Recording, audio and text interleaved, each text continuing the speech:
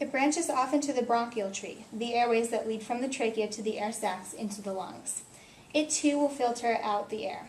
Finally, the air enters the lungs, which are the two organs located in your thoracic cavity.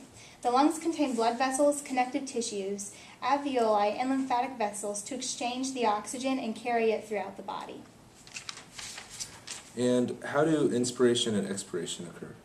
Well, first of all, inspiration is the act of breathing in air or inhalation. And in inspiration, impulses are carried to the diaphragm to contract, and so the diaphragm actually moves downward, allowing the thoracic cavity to expand.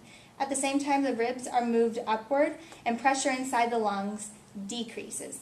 As the pressure is greater outside the lungs, air is forced into the respiratory tract, and the lungs fill with air. Expiration is the opposite. It's the act of breathing out air or exhalation. And in expiration, the diaphragm relaxes, which causes the tissue in the lungs to recoil. So basically the walls collapse. This causes pressure inside the lungs to rise, and air is squeezed out of the lungs. How are oxygen and carbon dioxide transported into the blood? Well, over 90% of oxygen is carried in the blood bound to the protein hemoglobin in red blood cells. Then the remainder of the oxygen is dissolved in the blood plasma. Carbon dioxide is transported into the lungs in one of three forms. It can either be dissolved into the plasma, it can be carried apart as a compound formed by bonding to hemoglobin, or it can be carried as part of a bicarbonate ion. Carbon dioxide reacts with water to form carbonic acid.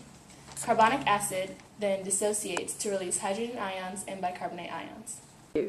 Okay, how does smoking affect the respiratory system, and how does the body compensate? And what does secondhand smoke do?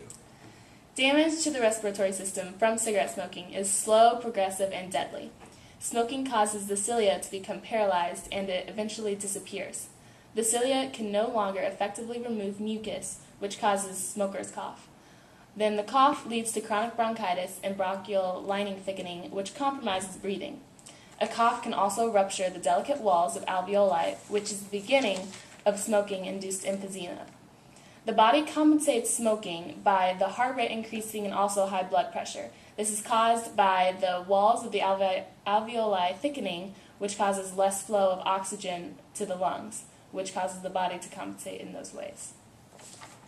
Secondhand smoke is smoke from tobacco products contains more than 4,000 chemicals. Even short exposure to smoke can be dangerous. It can lead to cancer, heart disease, lower respiration, infections such as bronchitis or pneumonia. So in other words, secondhand smoke is still very dangerous, as the non-smoker is inhaling the dangerous chemicals.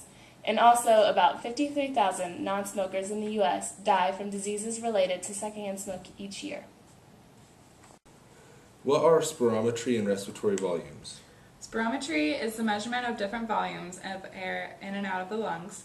It measures how much air you can inhale or exhale, and it measures how fast you exhale. It's used to diagnose asthma, chronic obstructive pulmonary disease or COPD, and other conditions that affect breathing. Respiratory volumes there are four main ones. The first one is tidal volume, and it's the volume of air that enters or leaves during a respiratory cycle, which is around 500 milliliters. The second one is inspiratory reserve volume, and it's the volume that can be inhaled during forced breathing in addition to resting tidal volume, which is 3,000 milliliters. Expiratory reserve volume is volume that can be exhaled during forced breathing in addition to resting tidal volume, which is around 1,100 milliliters. Residual volume is volume that remains in the lungs at all times, which is around 1,200 milliliters. And what does the body do to regulate respiration? Okay. Breathing in and out is controlled by a respiratory control center located in the pons and medulla oblongata in the brainstem. It constantly monitors the levels of oxygen and carbon dioxide in the bloodstream and adjusts the breathing rate to maintain balance and homeostasis in the body.